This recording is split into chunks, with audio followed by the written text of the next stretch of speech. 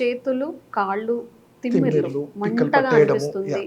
తిమ్మిర్లు, తిమ్మిర్లు మంటగా ఉండడం. రైట్. ఇది ఎందుకు అంటే జరుగుతుంది? జనరల్‌గా ఏంటంటే తిమ్మిర్లు అనేది చూసి ఇది న్యూరలాజికల్ ప్రాబ్లమ్ అంటాం. అంటే ఓకే. నర్వ్స్ ఎప్పుడైతే కన్‌స్ట్రిక్ట్ అవుతాయో హ్మ్. మీరు చూడండి చెయ్యిని గట్టిగా ఒక గంట సేపు పట్టుకొని చూడండి. తీసిన తర్వాత అదంతా నంబ్ అయిపోతుంది. అవును. ఇక్కడ ఎందుకంటే కండరం లోపల ఉండే నర్వ్స్ కానియండి ఇవన్నీ కూడా కంప్రెస్ అవుతుంటాయి.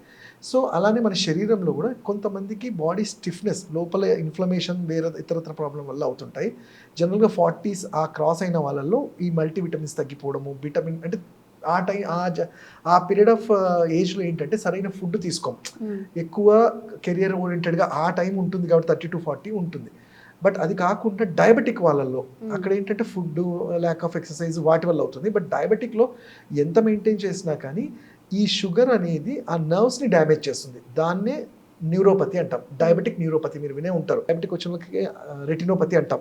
కళ్ళ దగ్గర ఉండే నర్వ్స్ దెబ్బతింటే హ్మ్. క కళ్ళు వస్తుంది. అలానే కనిపించకపోవడం. కిడ్నీ అయినప్పుడు హ్మ్. వాటిలోనే ఈ నర్వ్స్ దెబ్బతిన్నప్పుడు ఏంటంటే తిమ్మిర్లు లాగా రావటము, మంటలు రావడం. కాలు కింద పెడితేనే మంటలు అంటారు. ఎందుకంటే డైరెక్ట్‌గా అవి హర్ట్ అవుతుంటాయి. హ్మ్. సో, వీటికి ఫస్ట్ పరిష్కారం ఏంటి?